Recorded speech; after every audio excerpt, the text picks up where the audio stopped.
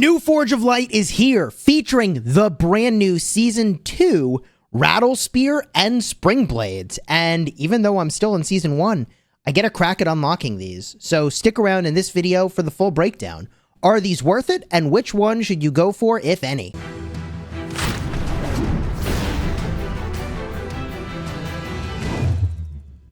Hello my friends and welcome back. I'm Chisgule Gaming, and today's video is sponsored by the makers of Call of Dragons. And I am very interested in figuring out which artifacts are the very best in the game. So when this choice showed up in the Forge of Light between Rattle-Spear and Springblades, I definitely was intrigued.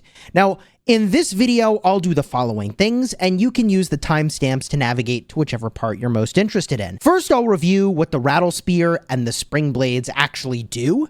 Then I'll talk about what's in the bundle, and lastly, I'll do the polls, and hopefully after doing those polls, I'll be able to show you one of these artifacts in action.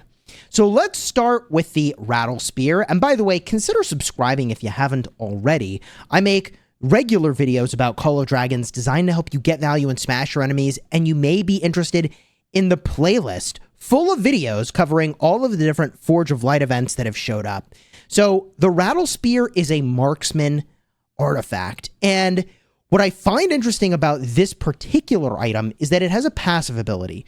So the dust-based upgrade gives you marksman attack, and you get Legion attack from the star-based upgrades. We are looking at the max version of this thing, which has a 1 minute and 30 second cooldown and a 1,200 rage cost. It's not the most we see a rage cost be, but it's also not small. So what does it do? Deals damage to one enemy Legion in a forward arc, strikes 3 times. Each strike has a short charge up, and the direction of the strike can change slightly each time. This is interesting. I like the idea of shooting in a direction and hitting kind of whatever there, and you take 3 swings at that. It does an upwards of 2,500 damage factor and inflicts a slow, which is very powerful, 20% for 3 seconds. But the thing that I find most interesting about this is that it has a passive.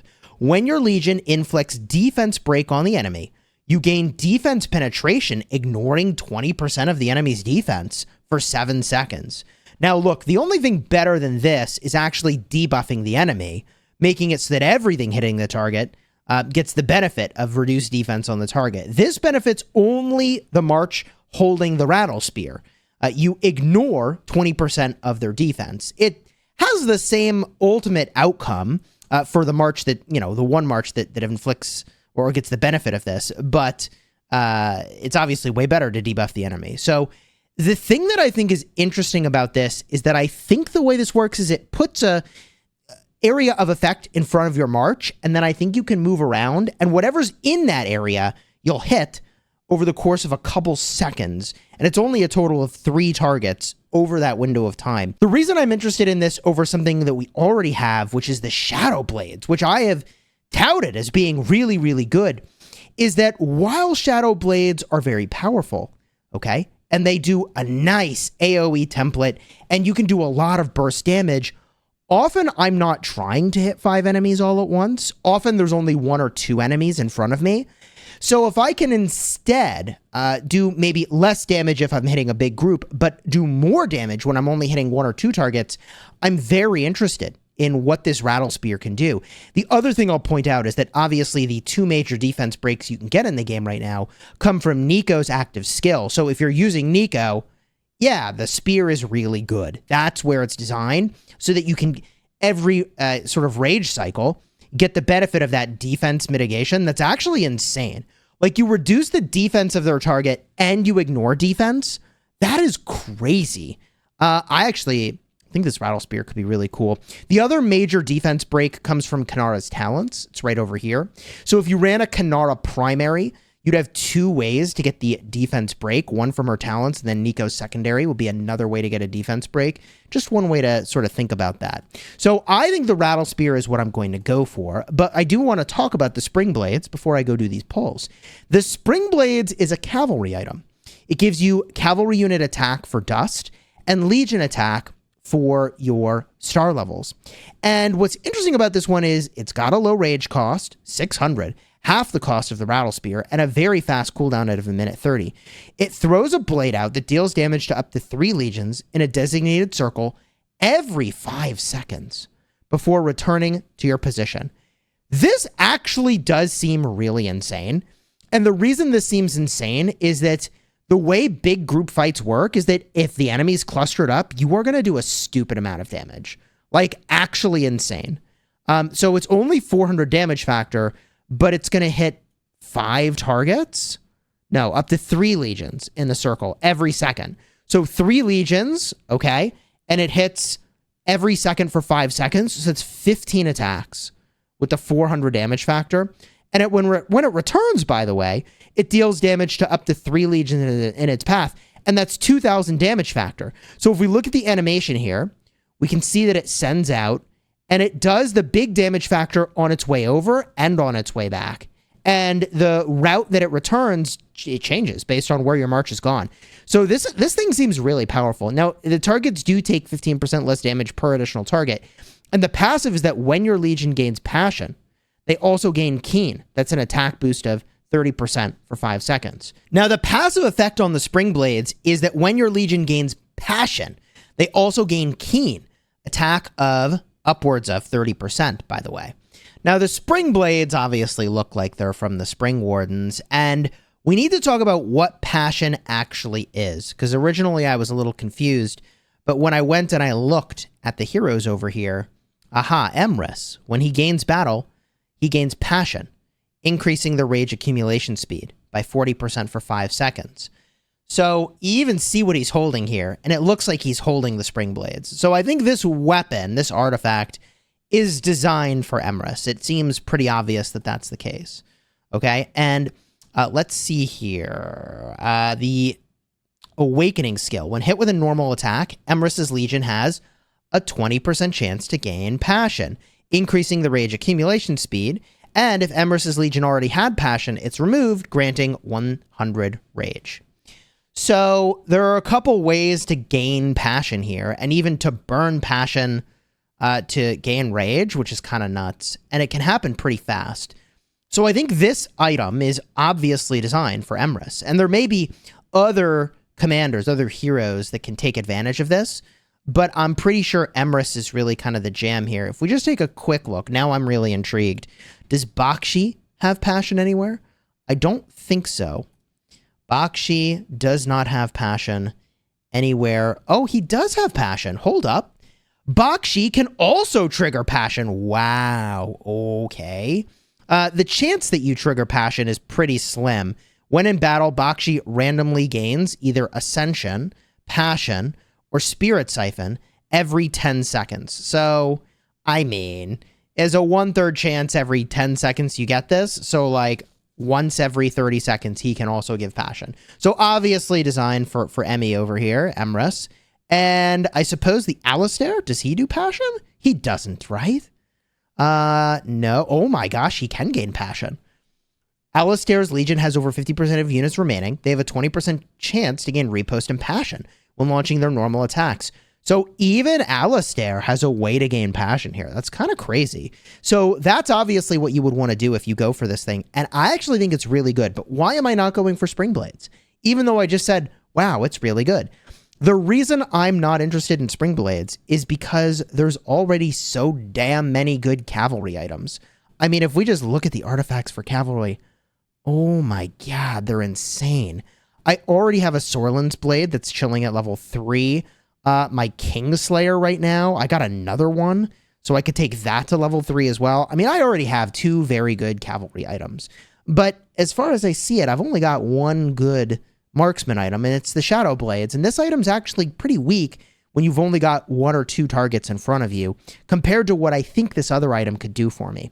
There is one other really crucial artifact here that hasn't shown up, and that's Viola's Bow. And I actually think the long-term play probably is Viola's Bow anyways, instead of the Rattle-Spear. So I'm just going to go for an unlock here, and before I do, I'll just show you, here's what's in the bundle. Make my way over to the system messages. At the $100 tier, 50 artifact keys. At the $50 tier, 25 artifact keys. The $20 tier, 10. At the $10 tier, 5. And at the $5 tier, 3 of the Forged Artifact Keys. Also some of this Arcane Dust. So let's go and do the Forge of Light, man. Let's actually do the pulls and see what we think of these things. Here we go. I've already selected my Rattle-Spear. I took a moment to look at this in advance. And we'll see if I get lucky. And, I mean, I don't know. We'll see. One last thing before we do the pulls is, what else can you get? And this is important if you're not a big spender in the game to be considering what else is in here. And this pool is miserable. Storm Arrows is fine, but Karada's Wrath, Ancient Tree Roots, and as far as I can tell, maybe the Blade Banner are pretty trashy. Like most situations, you don't use them. Bloodblade could be pretty good, but very niche. The only other thing in here that's like, wow, I'd be hyped to get it is the Kingslayer. And it's like, yeah, Kingslayer is actually just super good. So let's do our pulls and see how we do and hope for the best. There's 10 pulls. Remember, every 90 pulls, you get a pity legendary. Here we go. 20 pulls. Come on. Please. Give me good stuff. Please. 30. We're looking only for the legendary. Unfortunately, all this other stuff is just fodder. Okay, what am I up to? That's 40 pulls now. All right. All right. We're pretty much halfway to pity. Here's 50. There's 50. No luck. Okay. 60. Man, it like sort of glows yellow. And then you get epic. Okay. 70. God, I'm going to get that stupid gathering item, aren't I? Please. Please give me the Rattle-Spear. Please! Let's go! Okay! Woohoo! I mean, so what do I do with the rest of these keys? I am beyond hyped that I just Rattle-Speared, and I did it for less than pity. That is absolutely wicked. Yes, I'm going to buy this pop-up bundle when I get a moment off video. I'll definitely get that. But what we need to do right now is just bring a march home and run out of my city and just see how the hell this Rattle-Spear works. So we're going to take the Rattle-Spear. We're going to drop that onto, obviously... actually, let's use the Kanara primary, because she's got 2 ways to trigger the effect here, the passive. So we'll go over here and equip the Rattle-Spear. Love to see it, dude. And let's power this thing up real quick. I certainly have the dust. We take this thing at least to level 30. Pro tip, if you are a big spender before the season ends, there is a bundle when you get to 30. So if you take a lot of artifacts up to 30, you can get a lot of bundles. I'll be making a video about what to do before the season ends very soon, covering that sort of stuff. But now you get that pro tip in advance. Let's ascend this bad boy up to the 4 stars. And this is one of the items that I believe in the future seasons gives better buffs at 5 and 6 stars. I believe that it gives 7.5% of whatever those buffs are. I think it's damage dealt and damage taken reduction at the higher star levels, as opposed to the regular items you can get from the regular artifact keys, which give, I think, 5% of each. So it's slightly better in that regard, but whatever. Let's just take this thing up real quick. And there we go. We have made it to the 4 stars. Boom. And at this point, we're ready to run this thing out of the city and see what the heck does this do. And our season, it's really over. So I can see, there's the bundle, by the way. This bundle is better than if you're just buying the regular bundles. Most people aren't, but whatever. Let's get this out of my city, and we'll go hit a mob and just see what this does. So we're going to take the Kanara as the primary here. Flip the order. 2 ways now to inflict the defense break. And we'll just see how we like this. So here we go. Okay. Max out that march. And we take a swing. So I'm eager to see, like, what does this template look like coming out? I think it's just going to look like your typical cone. So we'll see here. Here we go. We're powering up. That rage cost is not insignificant. And oh my gosh, that is a really skinny cone. So I hit once and then twice. What happened? How does it work? Did I blink and miss it? Do there need to be 3 different targets? Okay. That was definitely confusing. What I want to try to do is get 2 of these guys lined up and see if I can get it to hit different targets. Like, I think you manually change the trajectory here, but I'm not totally sure, so I think that'll let me do it. Okay, and I've got 10 seconds, awkwardly, until the cooldown is done. And as soon as this cooldown is done, the rage will accumulate. And then as the rage accumulates, I'll be able to activate this thing, and we see what the heck does it even do? Looks like I got stunned. That's fine. Still accumulating rage slowly. You can see it takes a really long time to charge this thing up. Okay. One shot over here. Then one shot over there. Then one shot over here. Wow. Took me forever to do it, but we got there. And this is officially a weapon I am not a fan of. If you're micromanaging one march or you're doing like a raid, I think it's really cool. But 5 seconds of being unable to move your march is actually just like a straight up debuff to your march. I'm going to have to think about this a little bit more to see how I feel about it. But my initial reaction here is that this is probably not something I'm using. But I don't know, because the passive benefit is so good.